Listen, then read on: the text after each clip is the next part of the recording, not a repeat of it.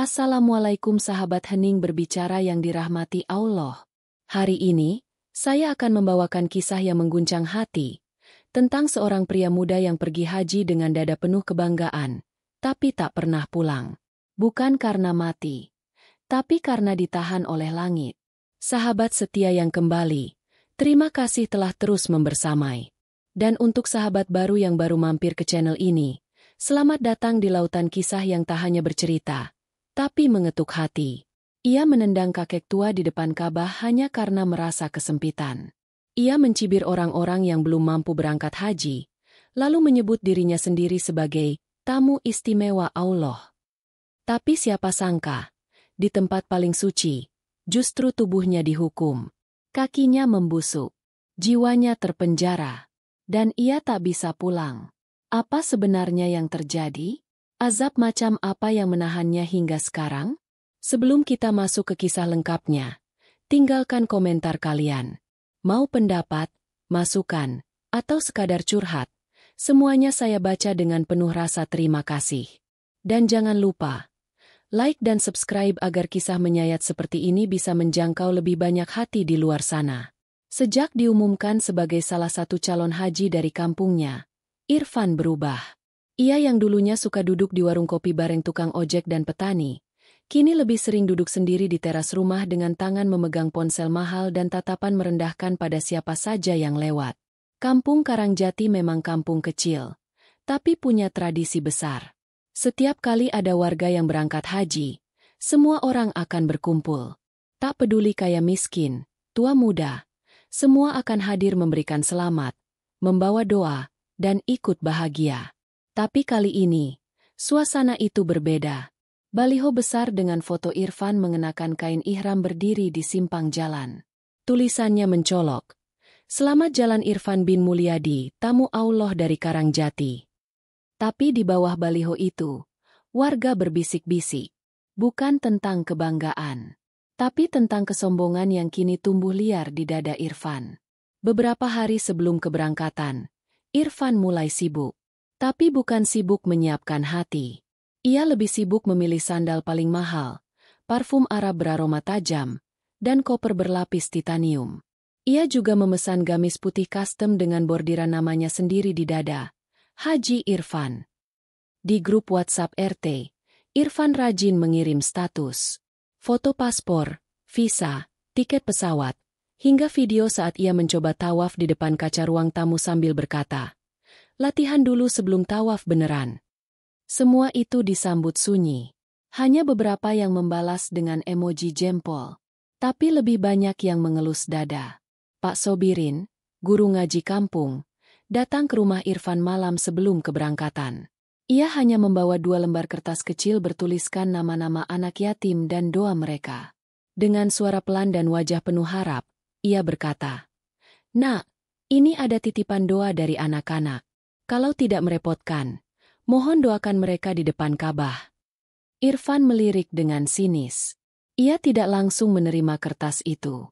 Ia justru bertanya, "Pak Sobirin udah pernah haji belum?" Pak Sobirin menggeleng. "Belum, Nak. Belum rezeki."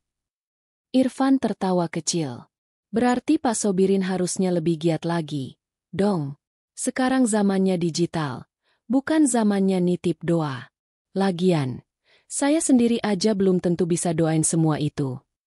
Kertas itu tetap ia ambil. Tapi esok paginya, kertas itu terlihat di tempat sampah depan rumah. Terlipat rapi, belum sempat dibuka. Pagi keberangkatan tiba. Warga kampung berdiri di pinggir jalan, menyambut iring-iringan kecil pengantar haji. Mobil travel berwarna putih berhenti di depan rumah Irfan. Ia keluar dari rumah dengan langkah pelan tapi sengaja.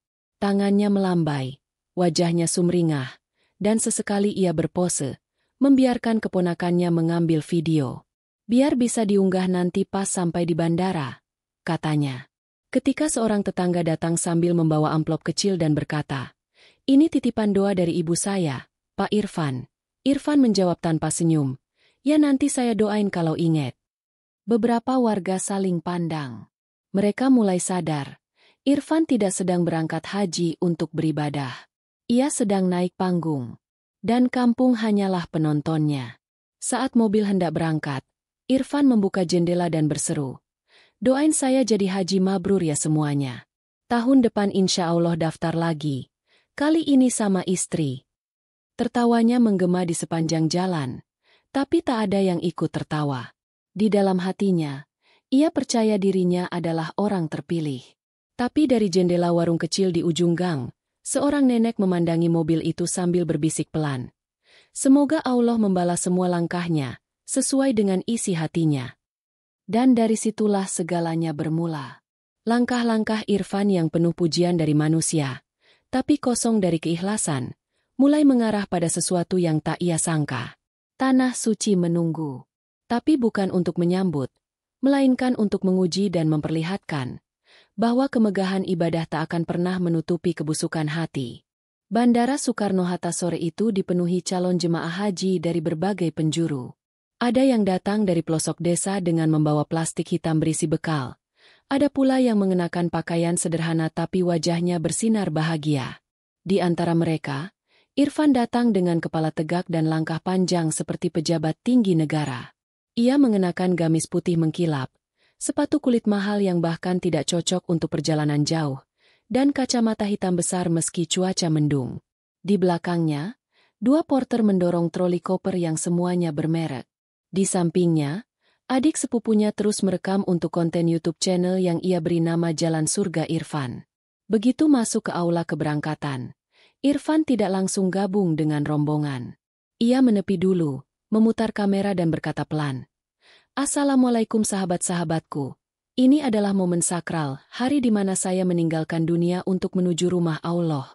Doakan saya agar tetap rendah hati ya, walaupun berat." Lalu ia tersenyum kecil. Tapi senyum itu lebih mirip ejekan. Di ruang tunggu, Irfan tak mau duduk dekat jemaah lain. Ia memilih kursi sendiri, menyandarkan tubuh dengan gaya seperti di ruang VIP. Ketika seorang bapak tua dari kampung sebelah duduk di sampingnya dan mencoba mengajak ngobrol, Irfan hanya menjawab, "Maaf ya Pak, saya lagi fokus ibadah batin." Perjalanan ke Arab Saudi berjalan mulus. Tapi sejak turun dari pesawat, perangai Irfan semakin menjadi. Di hotel, ia mengeluh karena kamar yang ia dapatkan tidak menghadap Ka'bah. Padahal semua kamar telah ditentukan acak. Ia protes ke petugas dan berkata lantang, "Saya ini tamu Allah loh, masa dikasih kamar begini? Saya bawa koper belasan juta. Masa dikasih tempat tidur murahan?" Petugas hanya bisa tersenyum sabar. Tapi di antara sesama jemaah, mulai terdengar gumaman, "Kalau kayak gini caranya, hajinya buat siapa?" Di Masjidil Haram, ketika semua orang berlomba menyembunyikan wajah dalam doa dan air mata, Irfan justru berlomba mendekat ke Ka'bah untuk selfie. Ia memaksakan diri menyusup ke barisan depan, mendorong-dorong orang yang sudah lebih dulu duduk. Saat satu jemaah perempuan terdesak olehnya dan hampir terjatuh, Irfan hanya berkata tanpa menoleh, "Maaf, saya cuma mau ambil momen bagus." Ia lalu mengangkat tangan, menyapu udara seperti aktor sinetron, dan tersenyum pada kamera. Tangannya yang satu lagi menunjuk Ka'bah.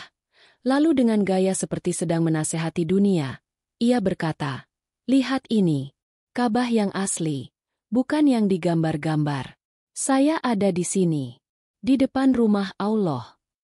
Video itu diunggah malam harinya ke media sosial. Ratusan komentar datang. Tapi tidak semua pujian. Beberapa bahkan mulai terang-terangan mencaci, kenapa Ka'bah dijadikan konten pamer? Namun Irfan tak peduli. Ia malah makin bangga. Ia membeli baju gamis baru untuk setiap hari agar tak terlihat mengulang.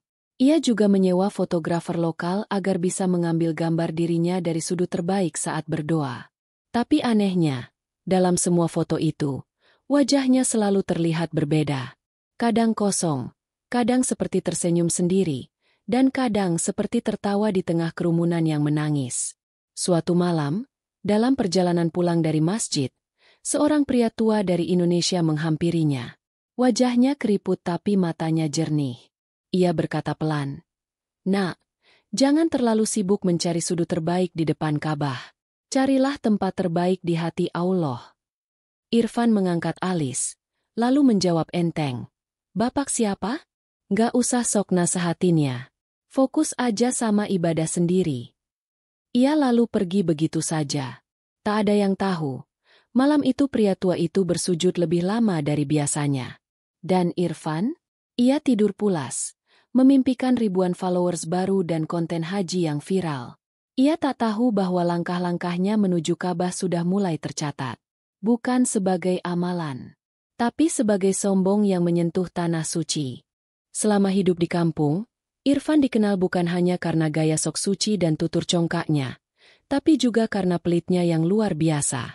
Ia selalu bilang ingin bersedekah, tapi yang diberi cuma senyum.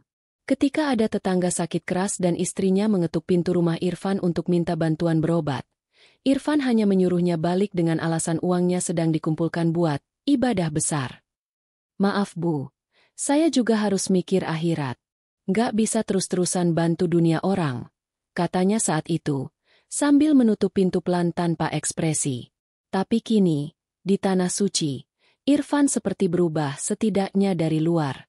Di depan hotel bintang 5 tempat ia menginap, ia memanggil seorang pedagang kurma lokal. Dengan nada tinggi, ia berkata, "Yang paling mahal mana? Saya mau yang paling elit. Buat oleh-oleh orang-orang kampung biar tahu rasa kurma sultan." Kurma seharga 2 juta rupiah sekilo pun diborongnya. Tapi bukan untuk dimakan atau disedekahkan. Ia hanya butuh kemasannya. Untuk difoto. Untuk dipamerkan. Di depan Ka'bah, ia berdiri dengan koper kecil bertuliskan merek luar negeri, lalu membuka isinya perlahan di depan kamera. Di dalamnya, puluhan dus kurma mewah dan air zam-zam dalam botol kaca dengan nama pribadinya terukir di label. "Aku pengen kampung tahu, ini bukan haji kaleng-kaleng," katanya sambil tertawa kecil.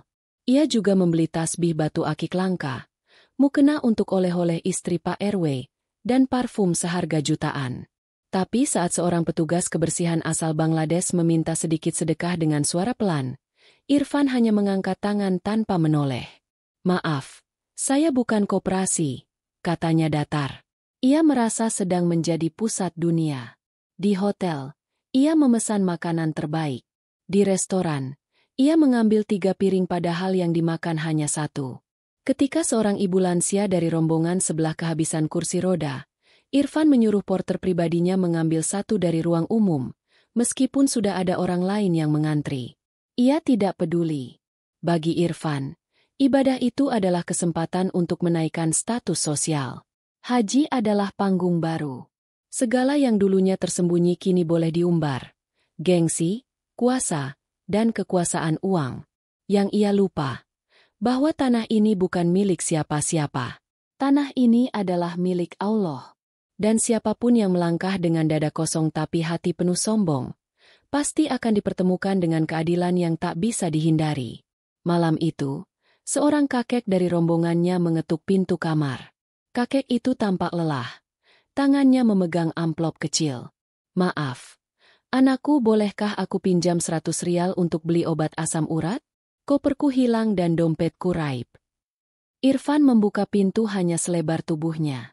Ia mengintip lalu mengangkat alis. "Obat? Lah kenapa nggak bawa uang dari rumah? Ini Makkah, Pak. Bukan tempat minta-minta.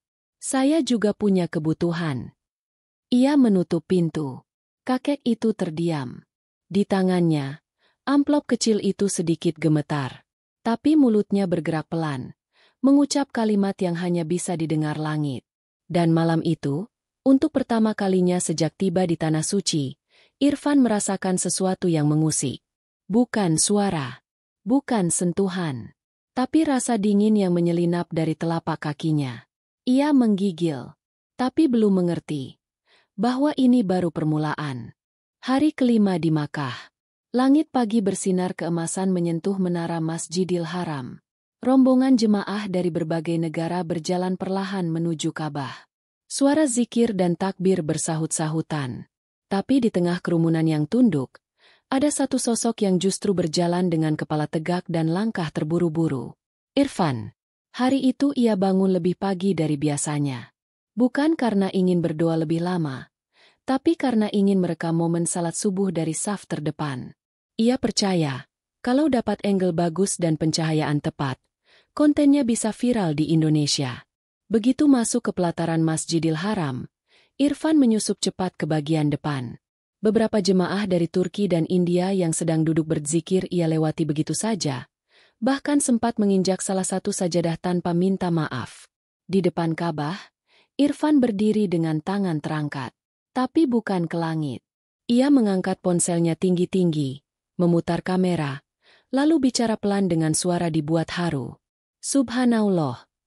Disinilah semua dosa akan terhapus. Semoga kalian semua bisa ke sini juga ya. Like dan share supaya berkahnya nyampe ke kalian. Di belakangnya, seorang ibu tua menangis terseduh-seduh sambil memeluk anak perempuannya yang sakit lumpuh. Di sampingnya, seorang lelaki dari Somalia sujud tak bergerak dalam waktu lama. Tapi Irfan tidak melihat semua itu.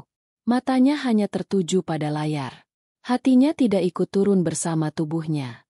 Ia hadir secara fisik, tapi jiwanya entah tertinggal di kampung, bersama ego dan gengsi yang tak pernah selesai. Usai salat, rombongan bergerak untuk tawaf. Irfan ikut, tapi dengan satu tujuan, mendekat ke Ka'bah agar bisa menyentuh Hajar Aswad dan memotretnya. Ia menyusup, mendorong, menyingkirkan siapapun yang menghalangi. Ketika seorang anak kecil menangis karena terhimpit, Irfan berkata dengan nada tinggi, "Makanya jangan bawa anak ke sini." Ia terus maju. Tak peduli siapa yang terinjak, siapa yang terdesak. Keringat mengucur, tapi bukan karena ibadah, melainkan ambisi. Ia ingin pulang ke Indonesia dengan status haji elit, pernah cium Hajar Aswad. Salah satu temannya yang melihat dari belakang berbisik ke petugas. Kayaknya orang itu butuh istirahat, bukan ibadah. Tapi Allah tidak butuh laporan manusia. Allah tahu apa yang tersembunyi di dalam dada. Dan pada saat yang tepat, semua akan dibuka. Sore harinya, Irfan kembali ke hotel dengan wajah puas. Ia berhasil menyentuh Ka'bah, meski harus mendorong satu lansia dan hampir menjatuhkan wanita hamil. Tapi ia tak merasa bersalah. Ia justru menulis di status, "Hidup ini perjuangan." Bahkan ibadah pun butuh semangat juang. Tiba-tiba, kaki kirinya terasa berat. Saat melepas sandal, ia melihat ada warna kebiruan samar di bagian tumit. Ia pikir hanya terkilir. Ia oleskan minyak angin, lalu tidur dengan senyum mengembang. Tapi malam itu, tubuhnya mulai menggigil. Keringat dingin menetes. Dan dalam tidurnya, Irfan bermimpi dirinya berdiri sendiri di tengah lautan manusia. Tapi semua orang menjauh. Ia melihat Ka'bah, tapi tak bisa mendekat. Lalu ada suara dalam yang berkata pelan tapi menusuk. Yang datang dengan hati bersih akan diterima. Tapi yang datang dengan kesombongan akan ditolak, meski tubuhnya tepat di depan pintu. Irfan terbangun. Nafasnya berat. Dan untuk pertama kalinya sejak tiba di Tanah Suci, ia merasa benar-benar sendiri. Pagi itu pelataran Masjidil Haram padat luar biasa.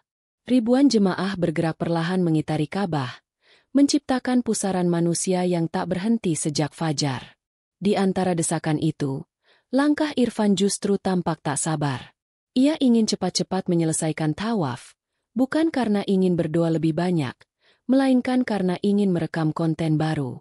Ia memasang kamera kecil di dada, sambil terus mengatur posisi badan agar terlihat paling jelas di video.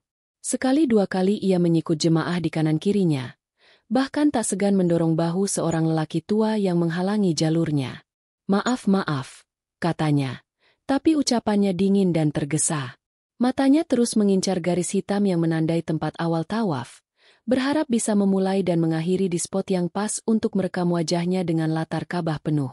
Tapi siang itu, desakan makin menjadi. Irfan mulai frustrasi. Gerakan tawaf lambat, udara panas, tubuhnya berkeringat, dan kakinya yang kemarin membiru mulai terasa nyeri. Setiap diinjak orang, rasa sakit itu menjalar ke betis dan pinggangnya. Tapi ia menahan. Ia terus maju. Ia tidak mau kalah. Ia ingin menyentuh Hajar Aswad sekali lagi, ingin mendapat foto lebih baik, lebih viral. Lalu kejadian itu datang. Di putaran keempat, Seorang kakek tua berkebangsaan Indonesia tampak berjalan tertatih di depannya. Jubah kakek itu sederhana, sorban putihnya kusut, dan langkahnya pelan sambil beristighfar lirih. Tangannya bergetar memegang tongkat, kepalanya tertunduk. Irfan yang melihatnya langsung kesal. Astagfirullah, ngapain orang kayak gini maksain tawaf? Gerutunya pelan. Ia mengangkat tangan dan tanpa pikir panjang, mendorong bahu kakek itu keras. Kakek itu goyah, terseret 2 langkah, lalu jatuh tersungkur di lantai marmer. Tongkatnya terlempar, tubuhnya menabrak kaki jemaah lain. Beberapa orang berteriak pelan, menunduk menolong. Tapi Irfan tidak berhenti. Ia hanya melirik sebentar, lalu berkata, "Bukan salah saya. Dia aja yang gak sadar diri." Seseorang menarik bahunya dari belakang. Seorang petugas masjid berbaju hijau dengan sorban melingkar. "Lataf Al-Hadza," katanya tegas. "Jangan lakukan itu." Irfan mengangkat tangan. "Saya hanya terganggu. Saya tidak niat dorong." Orangnya jatuh sendiri. Ia mencoba membela diri. Tapi mata petugas itu tajam. Ia menunjuk kakek tua yang masih dipapah oleh 2 jemaah. Wajah kakek itu pucat. Bibirnya bergetar. Tapi ia tidak mengutuk. Ia hanya menatap Irfan dengan mata berkaca-kaca. Tidak marah, tidak kesal. Hanya lirih, seakan berkata, "Aku maafkan, tapi Allah tidak akan diam." Sore harinya, Irfan mulai merasakan keanehan. Kakinya yang tadinya sekadar membiru, kini membengkak. Sendi-sendinya kaku. Ia mengira itu karena terlalu lama berjalan. Tapi saat mencoba berdiri, tubuhnya limbung. Ia jatuh duduk di lantai hotel. Nafasnya pendek, peluh dingin mengalir dari pelipis. Ia memanggil petugas medis rombongan. Seorang dokter datang, memeriksa, dan geleng-geleng kepala. Secara medis ini aneh. Tidak ada luka luar, tapi pembengkakan seperti infeksi dalam. Tapi tidak ada panas, tidak ada luka terbuka. Irfan hanya bisa meringis, tapi batinnya mulai terguncang. Ia teringat wajah kakek tadi, suara istighfarnya, tatapannya yang tenang meski disakiti, dan satu kalimat yang entah kenapa terus terngiang di telinganya malam itu, walau tak pernah benar-benar terdengar secara nyata. Allah tidak akan membiarkan tanah suci dipijak oleh hati yang najis. Hari ke-7. Tawaf yang seharusnya menjadi ibadah penuh haru justru jadi awal dari sesuatu yang tidak bisa lagi dihindari. Kaki Irfan kini makin bengkak. Tumit kirinya seperti menyimpan bara. Bahkan sandal haji yang kemarin ia pamerkan kini tak bisa lagi dikenakan. Tapi Irfan menolak menyerah. Ia tetap turun ke Masjidil Haram. Diseret-seretnya langkah dengan wajah cemberut. "Kalau aku nggak ikut tawaf, kontenku kosong," gumamnya, sambil menyeret kakinya keluar dari lift hotel. Sesampainya di pelataran, rasa panas makin menjadi. Tapi Irfan terus memaksa. Ia berjalan pincang, sesekali memegangi tembok marmer, dan tetap saja sibuk dengan kamera dadanya. Ia bahkan sempat berkata sambil tersenyum ke lensa, "Sakit fisik bukan alasan untuk berhenti beribadah. Semangat ya, guys." Tapi tubuh tak bisa terus dipaksa. Di putaran ketiga tawaf, nafasnya mulai sesak. Ia berhenti sejenak, menepi di dekat jalur tawaf utama, lalu duduk di lantai. Matanya berkunang-kunang. Tapi sebelum benar-benar tumbang, ia melihat sosok yang tak asing. Itu kakek tua kemarin. Pria yang sempat ia dorong hingga jatuh. Kakek itu kini berjalan pelan dengan tongkat baru, ditemani seorang pemuda dari Afrika yang terus memegangi lengannya agar tak roboh. Kakek itu lewat tepat di depannya. Dan entah kenapa, melihat wajah tenangnya membuat dada Irfan terasa makin sesak. Ada perasaan seperti ditusuk dari dalam. Tapi rasa itu berubah jadi marah. Kenapa dia ada lagi di sini? Kenapa nggak istirahat aja? Orang kayak gini bikin tawaf jadi susah. Bisik Irfan, makin panas. Lalu kejadian paling memalukan dalam hidup Irfan pun terjadi. Dalam kondisi setengah berdiri, Irfan memaksakan diri ikut lagi ke jalur tawaf. Tapi karena tak seimbang, langkahnya malah menabrak punggung kakek itu. Tubrukan itu membuat tongkat kakek terlepas. Kakek tua itu kembali terjatuh. Kali ini lebih keras. Suara tubuhnya menghantam marmer terdengar sampai ke barisan luar. Beberapa jemaah menjerit pelan. Irfan panik. Tapi bukan karena kakek itu. Ia panik karena kamera di dadanya ikut terlepas dan jatuh. Terinjak jemaah lain hingga retak. Dan saat ia membungkuk hendak mengambil kameranya, satu tangan menahannya dari belakang. Seorang petugas berseragam dengan ekspresi dingin berkata, "Cukup, Anda ikut saya." Irfan dibawa keluar dari jalur tawaf. Di belakangnya, kakek tua itu masih tergeletak, kini dipapah oleh dua petugas lainnya. Beberapa jemaah memberi isyarat tangan ke arah Irfan, menggeleng kecewa. Di ruang kecil di belakang pelataran masjid, Irfan duduk dengan kaki bengkak yang makin berdenyut. Seorang petugas senior mendekat, bertanya pelan, "Apa kau tahu apa yang kau lakukan?" Irfan mencoba membela diri. "Saya kesini mau ibadah, bukan buat nyakitin orang. Tapi kadang, situasi memaksa." Petugas itu menatapnya dalam. Di tempat ini, yang diuji bukan hanya tubuh, tapi juga hati. Kau datang membawa sombong. Dan Ka'bah tidak menerima ibadah yang berdiri di atas rasa tinggi diri. Irfan terdiam. Mulutnya kering. Dan saat ia berdiri, lututnya goyah. Tubuhnya seolah tak mau diajak kompromi lagi.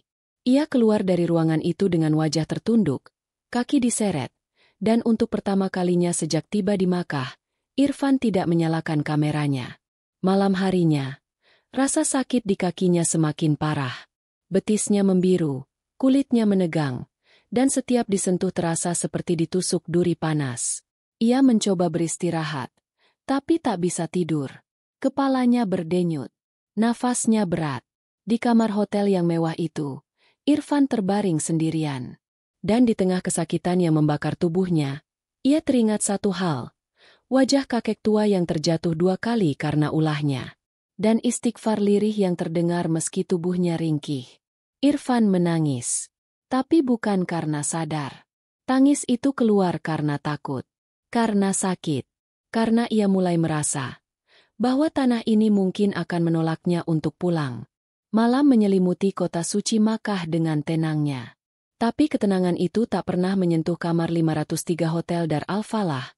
Tempat Irfan kini terbaring lemas dengan kaki yang bengkaknya makin tak wajar.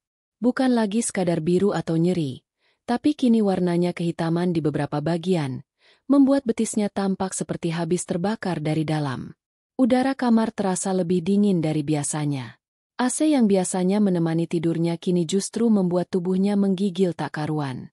Ia meringkuk di balik selimut, tapi dingin itu menembus sampai ke tulang. Tak ada suara yang menemaninya selain rintihan dari mulutnya sendiri. Sesekali ia mencoba bicara pada dirinya sendiri, seakan berusaha menenangkan hati yang mulai kacau.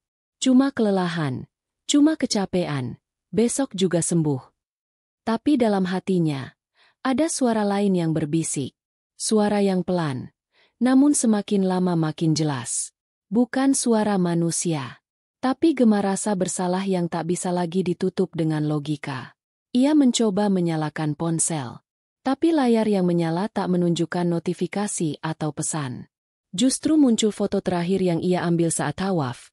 Wajahnya tersenyum, tangannya menunjuk Ka'bah, dan di belakangnya, samar-samar terlihat sosok kakek tua yang ia dorong. Sosok itu sedang tertunduk, seakan tak ingin melihat kamera. Irfan menatap lama foto itu, lalu menutup wajah dengan kedua tangannya. Tangisnya meledak, tapi bukan tangis tobat, bukan pula tangis sedih. Itu adalah tangis dari seseorang yang merasa dirinya sedang ditinggalkan. Paginya, tubuh Irfan makin lemah. Kaki kirinya tak bisa digerakkan sama sekali. Ia mencoba berdiri, tapi begitu menapakkan tumit, rasa nyeri seperti jarum menyusup ke tulang dan menyambar hingga ke dada. Ia ambruk ke lantai. Mulutnya terbuka tapi tak bisa berteriak. Hanya suara desis nafas berat yang keluar. Petugas hotel segera memanggil ambulans. Irfan dibawa ke rumah sakit dalam kondisi tak sadarkan diri. Dalam perjalanan, tubuhnya kejang ringan. Kedua tangannya kaku, kakinya dingin seperti batu, dan matanya terbuka namun kosong. Petugas medis menyuntikkan penenang dan menutup wajahnya dengan selimut tipis. Di rumah sakit, 2 dokter dan 1 perawat berdiri mengelilinginya. Hasil scan dan darah keluar cepat. Tapi semua data menunjukkan normal. Tidak ada infeksi. Tidak ada virus. Tidak ada luka dalam. Tapi kakinya terus membengkak. Dan sarafnya seperti mati dari dalam. Salah satu dokter dari Sudan berkata dalam bahasa Arab yang diterjemahkan oleh perawat Indonesia, "Ini bukan penyakit biasa. Kami menyebutnya sebagai penyakit ruhani. Badannya sehat, tapi jiwanya sekarat." Kalimat itu menggema di ruangan. Dan Irfan yang sudah sadar setengah badan, meneteskan air mata perlahan. Beberapa menit kemudian, 2 ustadz dari KJRI datang menjenguk. Salah satunya membacakan surah Yasin di telinga Irfan. Tapi Irfan tidak merespon. Matanya terbuka, tapi tatapannya kosong. Tangannya gemetar, tapi tak bisa meraih apapun. Ia seperti hidup dalam penjara tak terlihat. Setelah semua orang pergi, Irfan sendirian lagi di ruangan itu. Di luar jendela, hujan turun. Pelan. Sangat jarang Makkah diguyur hujan. Tapi malam itu langit seperti bicara. Bukan dengan petir. Bukan dengan badai. Tapi dengan isyarat sunyi. Bahwa langit sedang menangis. Bukan karena iba, tapi karena kecewa. Dan tepat saat itu, Irfan melihat bayangan di kaca jendela. Ia melihat dirinya sendiri, bukan versi yang sekarang, tapi versi dirinya yang dulu, saat mendorong kakek tua hingga jatuh, saat menolak permintaan doa dari anak yatim, saat tertawa saat warga kampung menatapnya pergi dengan harapan. Bayangan itu tersenyum, tapi bukan senyum kemenangan, melainkan senyum getir. Seolah berkata, "Aku adalah kau, dan kau adalah aku. Kita hanya sedang menuai apa yang dulu kita tanam." Irfan bergetar. Untuk pertama kalinya, ia berbisik lirih. Bukan untuk kamera. Bukan untuk konten. "Ya Allah, aku takut." Tapi tidak ada suara yang menjawab. Karena langit memang tak selalu menjawab dengan kata. Kadang, jawabannya adalah diam yang menghukum. Atau luka yang tak kunjung sembuh. Atau tubuh yang tak bisa pulang. Hari keempat Irfan di rumah sakit. Tapi rasanya seperti hari ke-100. Kamar 307 yang dingin kini menjadi penjara tak kasat mata. Tidak ada jeruji. Tidak ada rantai. Tapi tubuh Irfan sendiri adalah kurungan yang paling menyakitkan. Setiap kali ia membuka mata, yang terlihat hanya langit-langit putih tanpa makna. Setiap kali ia mencoba bicara, yang keluar hanya suara lirih, seperti bisikan dari orang yang nyaris tenggelam. Kakinya kini tak sekadar membengkak. Warna kulitnya berubah. Dari kebiruan, lalu kehitaman. Saat dokter menyentuh bagian betis dengan alat pemukul refleks, tak ada gerakan. Saat digelitik dengan kapas, tak ada respon. Bahkan saat jarum ditusukkan perlahan ke jempol kaki, Irfan hanya menatap kosong. Dokter menggeleng. Perawat mencatat. Tapi tak ada satupun yang bisa menjelaskan kenapa tubuh yang sehat secara medis bisa sedingin ini. Semua data lab, scan MRI, dan hasil darah bersih. Tapi tubuh Irfan seperti mati dari dalam. Sementara itu, waktu terus berjalan. Rombongan haji yang datang bersama Irfan kini bersiap pulang. Petugas KBIH datang menjenguk dan memberi kabar. "Kita sudah pesan tiket untuk tanggal 9. Kita upayakan bawa kamu pulang juga ya, Fen." Irfan hanya mengangguk, tapi hatinya bergetar. Ia ingin pulang. Bukan sekadar ke Indonesia, tapi pulang dari rasa sakit ini. Pulang dari sepi yang tak berujung. Tapi ketika hari itu tiba dan kursi roda mendorongnya ke ambulans yang akan membawanya ke bandara, tubuhnya bereaksi aneh. Tubuhnya menggigil hebat.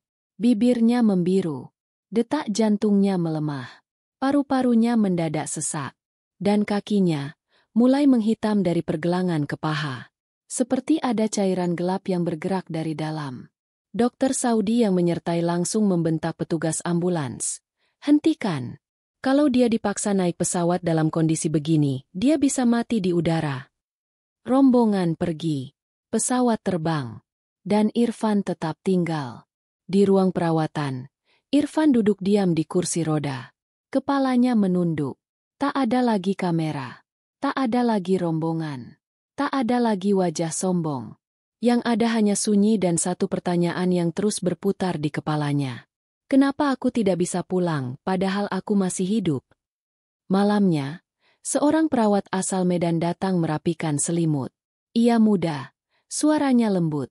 Melihat Irfan terdiam, ia memberanikan diri bertanya, "Abang masih kepikiran banyak hal ya?" Irfan hanya mengangguk.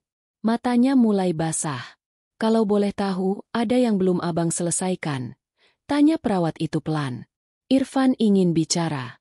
Ingin bilang bahwa ada seorang kakek tua yang ia dorong 2 kali. Ingin bilang bahwa ia telah menolak doa anak-anak yatim.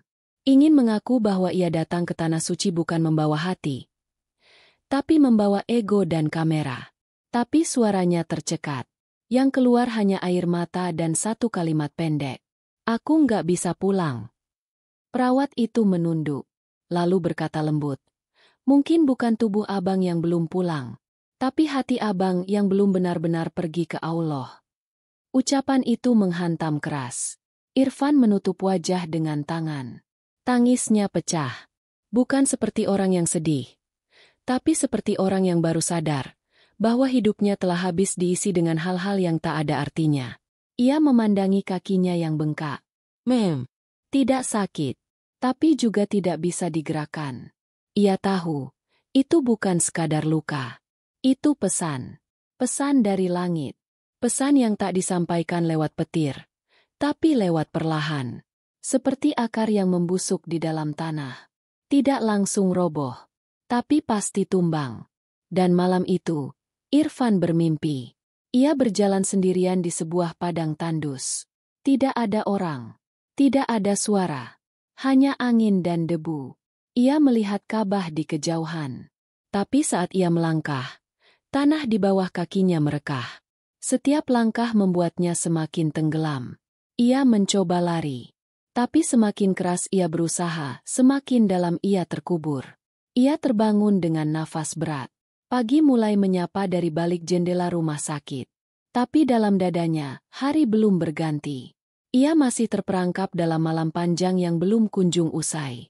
Dan entah kenapa, pagi itu Irfan tahu satu hal dengan sangat pasti. Dirinya memang belum mati. Tapi ia juga belum benar-benar hidup. Hari kelima sejak Irfan dinyatakan tidak bisa dipulangkan. Sejak saat itu, kamar rumah sakit itu seperti berubah menjadi dunia yang terpisah. Di luar, Makkah masih ramai. Jutaan jemaah berlalu lalang, menunaikan ibadah dengan khusyuk. Tapi di dalam kamar bernomor 307 itu, waktu seakan membeku. Irfan tetap terbaring, dengan kaki yang kini makin menghitam sampai ke pangkal paha. Dingin. Mati rasa. Dokter menyebutnya kasus aneh. Tidak ada diagnosa medis yang bisa menjelaskan kondisi Irfan. Tak ada infeksi, tak ada virus, tapi tak juga ada perbaikan. Beberapa menyarankan biopsi, beberapa lainnya mulai menyerah. Semua sepakat bahwa masalah Irfan bukan lagi soal fisik, tapi soal jiwa. Soal sesuatu yang belum selesai di dalam dirinya. Hari itu, Irfan hanya menatap jam dinding. Jarum detik berjalan pelan. Tapi tiap 1 menit terasa seperti 1 tahun. Tak ada televisi. Tak ada gadget. Tak ada yang bisa ia genggam.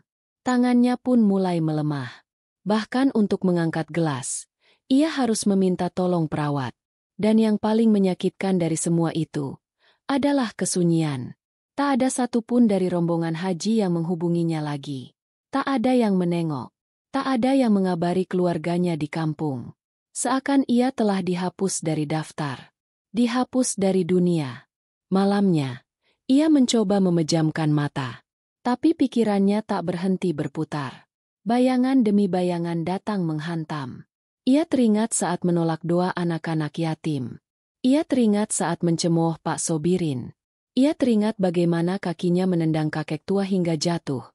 Dan bagaimana ia tak pernah meminta maaf. Dan kini, justru kakinya sendiri yang tak bisa bergerak. Seperti dihukum oleh tindakan yang ia anggap sepele. Tapi langit tak pernah menganggap sepele air mata orang teraniaya. Irfan mulai berbicara sendiri. Di kamar itu, ia bergumam pelan, seolah sedang mengaku dosa pada tembok. Aku sombong, aku kejam, aku bodoh. Tak ada yang menjawab. Tapi tiba-tiba, lampu kamar berkedip pelan. Bukan karena gangguan listrik, tapi seolah memberi isyarat. Irfan terdiam. Ia merasa seseorang sedang mendengarkan. Dalam tangisnya, Irfan memohon, "Ya Allah, aku mohon, aku nggak kuat begini. Aku salah. Aku benar-benar salah." Lalu ia menangis. Air matanya membasahi pipi dan bantal. Tapi saat tangis itu reda, rasa hampa kembali. Ia sadar minta ampun pada Allah itu penting. Tapi kalau ia belum minta maaf pada orang yang ia sakiti, maka pintu ampunan itu belum tentu terbuka. Dan Irfan tak tahu di mana kakek itu sekarang. Tak tahu apakah ia masih hidup atau sudah pergi. Ia hanya tahu satu hal. Sejak kejadian itu, hidupnya tak pernah kembali sama. Keesokan harinya, seorang ustadz relawan datang menjenguk. Ustadz muda dari Indonesia yang biasa membimbing pasien haji yang sakit. Ia duduk di samping ranjang Irfan, lalu mengajak bicara pelan. "Abang tahu, kadang tubuh jadi beku karena hati menyimpan dendam, sombong, atau kesalahan yang belum dimaafkan." Irfan menoleh pelan. Matanya sembab. "Saya udah minta ampun, Ustadz, setiap malam." Ustadz itu tersenyum lirih. "Tapi apakah abang sudah minta maaf pada mereka yang abang sakiti?" Irfan tercekat. Matanya menatap kosong. Ia menggeleng pelan. Bibirnya bergetar. "Saya bahkan gak tahu nama kakek itu." Ustadz itu diam sejenak. Lalu berkata, "Kalau abang benar-benar tulus, Allah akan tunjukkan jalan. Tapi jangan paksa pulang dulu. Mungkin abang belum selesai di sini." Irfan menangis. Tapi kali ini tangisnya berbeda. Lebih lirih. Lebih dalam. Tangis yang datang dari seorang lelaki yang untuk pertama kalinya merasa dirinya bukan siapa-siapa. Bukan haji istimewa. Bukan tamu kehormatan. Tapi hanya seorang hamba yang sedang diadili oleh langkah kakinya sendiri. Dan malam itu, Irfan tak tidur. Ia menatap langit Makkah dari jendela kamarnya. Bintang-bintang bersinar tenang. Tapi di dadanya, badai tak juga berhenti. Karena ia tahu, sekalipun tubuhnya sembuh, jiwanya belum tentu bisa kembali. Dan tanah suci ini bukan hanya menahannya, tapi juga menyaksikan segalanya. Waktu berlalu, tak terasa Irfan telah menginap hampir 2 pekan di rumah sakit Makkah. Tapi bukan membaik, keadaannya justru makin menyedihkan. Tubuh bagian bawahnya kini benar-benar lumpuh. Kakinya terus menghitam, walau secara medis tidak membusuk. Tidak ada infeksi, tidak ada bau, tapi juga tidak ada harapan untuk sembuh. Dokter yang menanganinya kini hanya bicara seperlunya. Mereka tidak lagi sibuk mencari solusi, melainkan sibuk memastikan Irfan tidak menurun secara sistemik. Setiap hari hanya tes darah, suntikan vitamin, dan pemeriksaan tekanan darah. Irfan sendiri tidak pernah bertanya tentang hasilnya. Ia sudah tahu jawabannya akan sama. Tidak ada yang salah, tapi tidak ada yang benar juga. Beberapa petugas haji mulai melupakan kehadirannya. Banyak dari mereka sudah pulang. Sementara Irfan tetap tinggal. Ia bukan jemaah aktif. Ia bukan pasien kritis. Ia hanya seseorang yang terjebak di tempat paling suci di dunia, tapi tak bisa bergerak pulang. Hari itu, seorang petugas dari KJRI datang membawa kabar dari keluarga di Indonesia. Ibunya mengirim pesan suara. "Irfan, Ibu rindu. Nak, kami semua nunggu kamu pulang. Kamu pasti bisa lewati semua ini. Ya, Ibu percaya. Kamu kuat." Irfan menangis mendengar suara itu. Tapi bukan karena haru. Justru karena merasa tak pantas. Ia ingat betul sebelum berangkat haji, ia menyuruh ibunya diam saat mencoba memberi nasihat. "Udah Bu, nggak usah ngajarin haji ke saya. Saya udah belajar semua. Saya tahu ilmunya," katanya kala itu. Dan kini, suara itu justru datang jadi doa. Beberapa jam setelah itu, petugas dari KJRI mencoba kembali mengupayakan pemulangan. Tiket darurat disiapkan. Pesawat charter haji tahap akhir masih tersisa 2 kursi. Irfan pun dibawa ke klinik bandara untuk pemeriksaan final. Tapi belum 1 jam di ruang medis, tubuh Irfan kembali mengalami gejala sama seperti sebelumnya. Napasnya tercekik, jantungnya berdebar tidak normal, dan kulit kakinya mengeras seperti kayu. Dokter Saudi yang memeriksa hanya menggeleng dan berkata, "Maaf, dia tidak bisa naik pesawat dalam kondisi seperti ini. Terlalu berisiko. Ini bukan soal luka, ini soal ruh yang belum selesai." Kata-kata itu terdengar lebih seperti peringatan daripada diagnosis. Dan Irfan paham. Bukan pesawat yang menolaknya, tapi takdir. Ia dibawa kembali ke rumah sakit. Di dalam mobil ambulans, Irfan hanya menatap jendela. Jalanan kota Makkah berkelebat. Tapi tak ada rasa yang tersisa. Ia tidak marah. Tidak protes. Ia hanya kosong.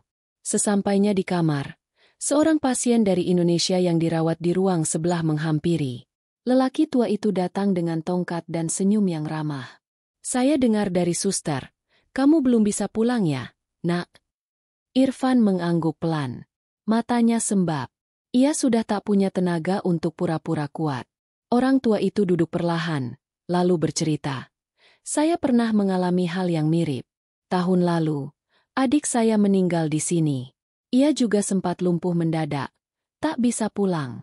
Tapi bukan karena sakit, karena ada yang belum dia minta maaf." Irfan tertegun. Apa adik bapak juga menolak minta maaf?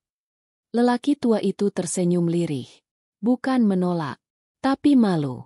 Sampai akhirnya, ia meninggal di tanah ini. Tak sempat bicara satu kalimat pun pada orang yang ia sakiti. Irfan menunduk. Tubuhnya gemetar.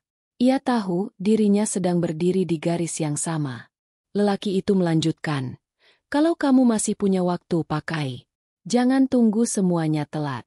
Kalau kamu belum bisa pulang secara tubuh, setidaknya pulangkan dulu hatimu. Pulangkan jiwamu." Malam itu, Irfan duduk diam di kursi roda. Ia minta perawat membawanya ke balkon lantai 3 rumah sakit. Dari sana, Ka'bah bisa terlihat kecil di kejauhan, disinari lampu-lampu putih yang tak pernah padam. Ia menatapnya lama. Sangat lama. Seolah ingin bicara langsung. Dan ia berbisik, "Aku tahu aku belum pantas pulang. Karena bukan pesawat yang menolak, tapi langit. Dan Ka'bah tahu bahwa aku datang bukan membawa doa, tapi membawa dosa yang kupertahankan." Angin malam menyapu wajahnya. Lembut, tapi dingin.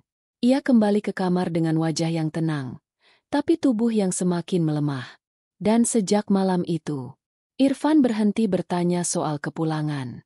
Karena ia mulai percaya bahwa ada orang yang datang ke Tanah Suci bukan untuk ibadah, tapi untuk diadili. Hari demi hari terus berganti. Jemaah lain sudah kembali ke tanah air, membagikan oleh-oleh, foto-foto, dan cerita penuh haru tentang perjalanan suci mereka. Tapi Irfan tetap terbaring di negeri orang, di atas ranjang yang dingin, dengan kaki yang kian hari kian kehilangan warna kehidupan. Kakinya seperti patung batu. Diam. Mati rasa. Tapi yang lebih beku adalah hatinya. Irfan masih hidup. Ia masih bisa berbicara. Masih bisa makan meski harus disuapi. Tapi setiap kali menatap cermin, yang ia lihat hanyalah bayangan lelaki yang asing. Wajahnya pucat, pipinya tirus, dan matanya menyimpan sesuatu yang tak bisa dijelaskan. Seperti ada bagian dari dirinya yang hilang. Bukan di rumah, bukan di kampung, tapi di dalam dirinya sendiri. Ia pernah berpikir, penyakit ini hanya ujian. Tapi kini ia sadar, ini bukan sekadar ujian. Ini adalah konsekuensi. Ini adalah harga dari kesombongan, keangkuhan, dan lidah yang menyakiti. Satu malam, Irfan meminta perawat membawa sebuah kaca kecil. Ia ingin melihat wajahnya dari dekat. Ketika kaca itu berada di tangannya, ia hanya menatap lama, lalu berkata pelan, "Siapa kamu?" Lalu ia bicara sendiri, seperti orang yang sedang menghakimi dirinya di depan majelis akhirat. Kamu datang ke tanah suci bukan untuk bersujud, tapi untuk bergaya. Kamu injak Ka'bah dengan kamera. Kamu tendang kakek yang kau anggap penghalang. Kamu abaikan doa anak yatim yang menitip padamu. Dan sekarang? Sekarang tubuhmu kau minta pulang, padahal hatimu belum pernah datang. Air mata kembali mengalir. Tapi tangisnya sudah tidak meledak-ledak. Tangis Irfan kini seperti aliran air kecil yang tak bisa dibendung. Diam, tapi terus menetes. Setiap malam, setiap bangun tidur, setiap kali ia melihat kakinya yang tak lagi bisa diajak berjalan, tangis itu datang dengan sendirinya. Suatu malam, ia bermimpi. Tapi bukan mimpi biasa. Dalam mimpinya, Irfan berdiri di depan pintu Ka'bah. Tapi pintu itu terkunci. Di sekelilingnya ada ribuan jemaah dari berbagai negara. Semua berpakaian ihram putih bersih. Semua menangis. Semua sujud. Semua merendah. Tapi Irfan berdiri sendiri. Bajunya kotor. Tangannya menggenggam kamera. Ia mencoba mengetuk pintu Ka'bah. Tapi pintu itu tidak membuka. Ia mencoba memaksa. Tapi semakin kuat ia mendorong, semakin keras tubuhnya terpental ke belakang. Lalu ia melihat satu wajah kakek tua itu. Kakek itu menatapnya. Tapi bukan dengan marah. Bukan pula dengan sedih. Ia hanya memandang. Dalam diam. Dan tiba-tiba, tubuh Irfan tak lagi berdiri. Ia rebah. Ia menyatu dengan lantai marmer. Ia tak bisa bangun. Ia hanya bisa menatap Ka'bah dari bawah, tanpa bisa menyentuh, apalagi memasukinya. Ia terbangun dengan tubuh penuh keringat. Tapi yang lebih basah adalah dadanya. Seakan mimpi itu bukan sekadar bunga tidur, melainkan kenyataan yang sedang ditunda. Pagi itu, Irfan minta dibawakan mushaf. Tangannya masih bisa bergerak meski lemah. Ia membolak-balik halaman, sampai berhenti di satu ayat. Ia membaca pelan dengan suara lirih, terputus-putus oleh tangis. Wala takunu kaladzina nasulaaha fa ansahum anfusahum. Dan janganlah kamu menjadi seperti orang-orang yang melupakan Allah, lalu Allah menjadikan mereka lupa akan diri mereka sendiri. Surat Al-Hasyr, ayat 19. Irfan memeluk mushaf itu di dada. Ia menangis terseduh. Tangannya gemetar. Dalam hatinya, ia tahu dirinya telah terlalu lama melupakan Allah. Dan kini, Allah tak melupakannya, tapi membuatnya lupa siapa dirinya sebenarnya. Ia tidak tahu siapa yang harus dimaafkan. Ia tidak tahu apakah kakek tua itu masih hidup. Ia tidak tahu apakah ia masih bisa menebus segalanya. Tapi ia tahu satu hal. Dirinya memang ada di Makkah. Tapi hatinya belum pernah sampai.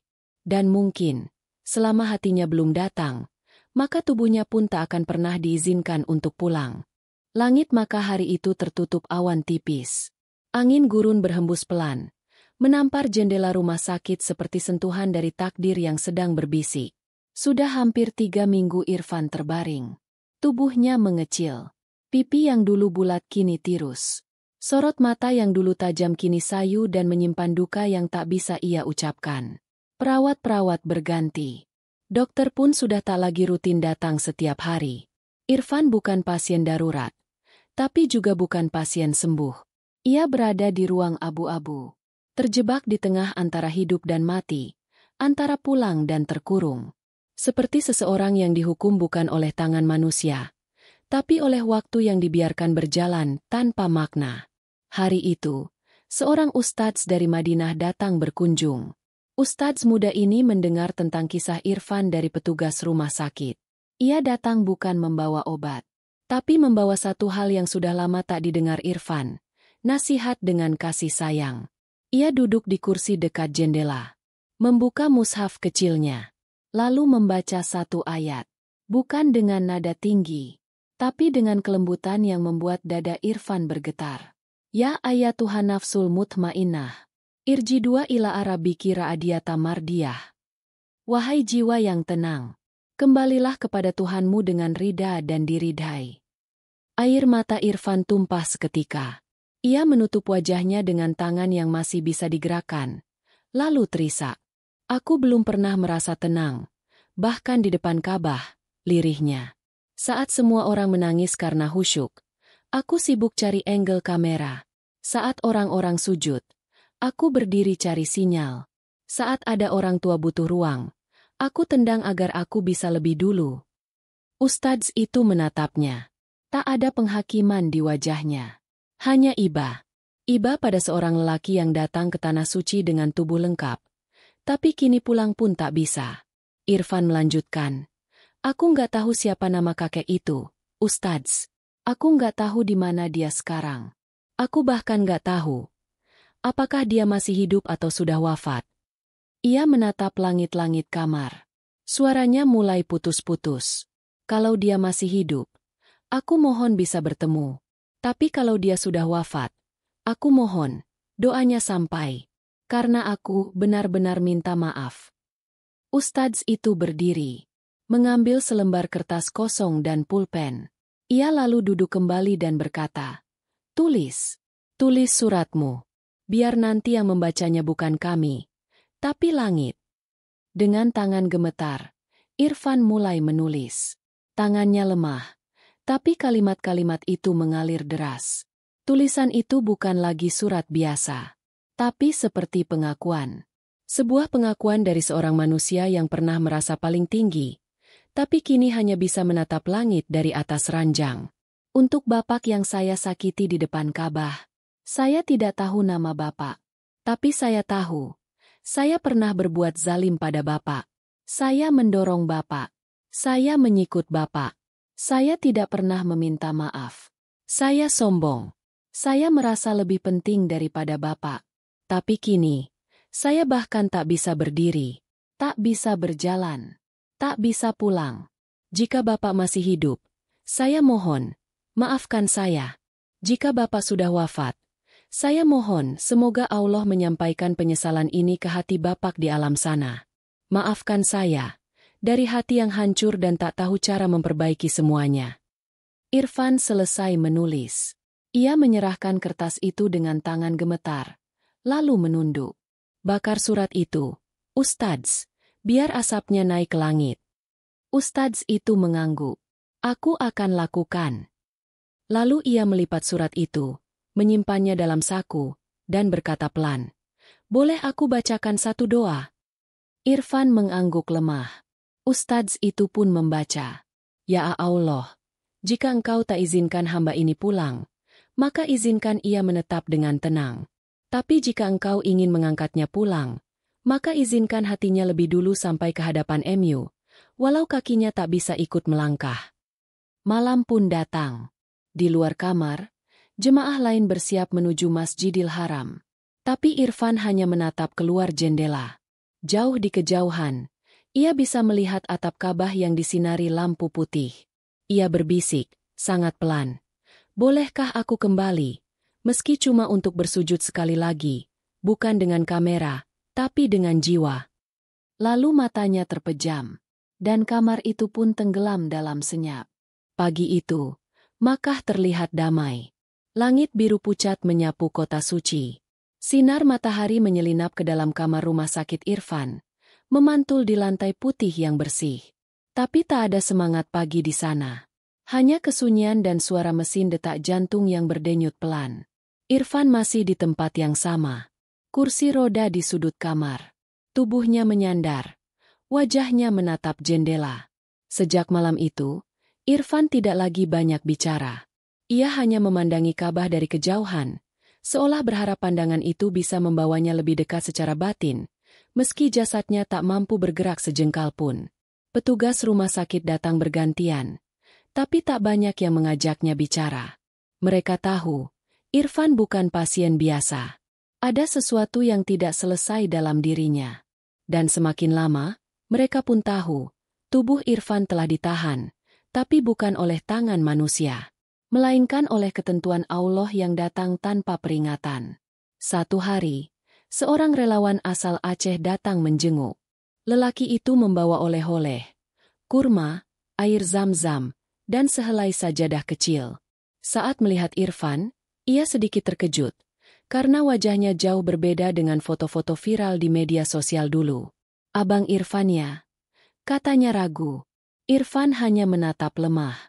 Tak menjawab. Tapi air matanya langsung mengalir. Relawan itu duduk, lalu membuka sebuah video dari HP miliknya.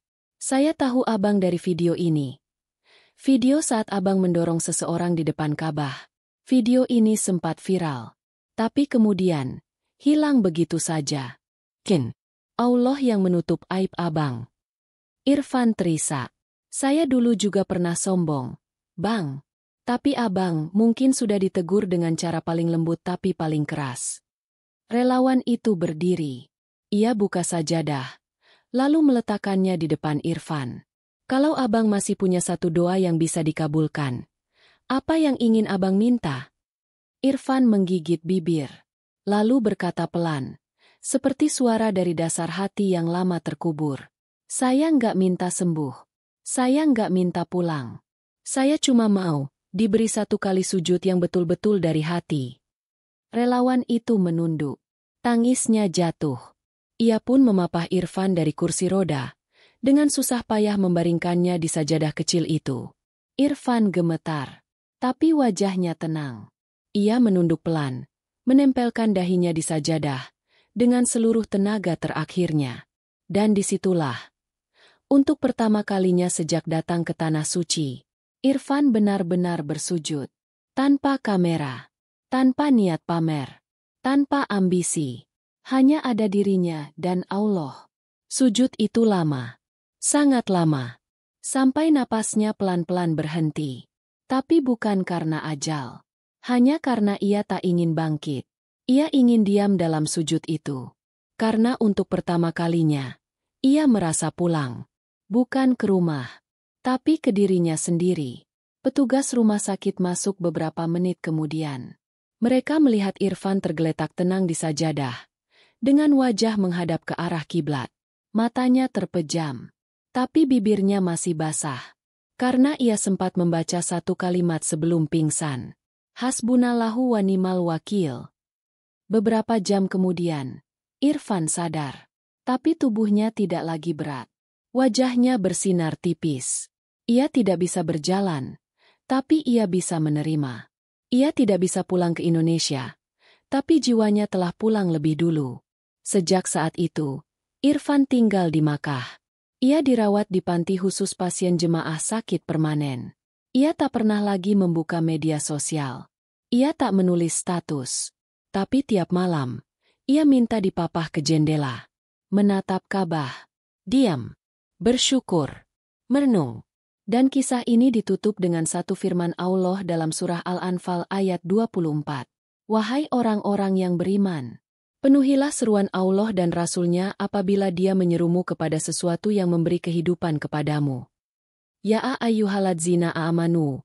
Istajibu lillahi walirasuli idza ada'akum lima ayyuhikum." Karena kehidupan sejati, bukan saat tubuhmu bisa melangkah, tapi saat hatimu benar-benar sampai. Sahabat hening berbicara yang dirahmati Allah. Beginilah akhir dari perjalanan Irfan. Seorang pria yang berangkat ke Tanah Suci dengan tubuh yang sehat, nama yang harum, dan kepala yang tinggi. Tapi ia pulang bukan dengan gelar haji mabrur, bukan dengan senyum, bukan dengan oleh-oleh, melainkan dengan kaki yang membusuk, hati yang hancur, dan jiwa yang tertinggal di pelataran Ka'bah. Ia pernah menendang kakek tua di depan rumah Allah. Ia pernah menolak doa anak-anak yatim yang berharap dikabulkan di Tanah Suci. Ia pernah mencibir orang-orang yang belum bisa berangkat. Dan hari ini, Allah tak membalas dengan api, tapi dengan kesunyian. Dengan tubuh yang hidup tapi tak bisa bergerak. Dengan hati yang menangis tapi tak bisa kembali. Hingga akhirnya, ia benar-benar bersujud. Satu kali, tapi sungguh-sungguh. Dan saat itu, untuk pertama kalinya ia merasa dekat dengan Rabb-Nya. Bukan karena jarak, tapi karena jiwa. Sahabatku, kisah ini mengajarkan kita bahwa tidak semua yang datang ke Tanah Suci pulang sebagai pemenang. Kadang justru yang datang dengan hati kotor akan ditahan. Bukan oleh manusia, tapi oleh takdir yang memegang kunci pulang. Dan ingatlah firman Allah dalam surah Al-Hajj ayat 32.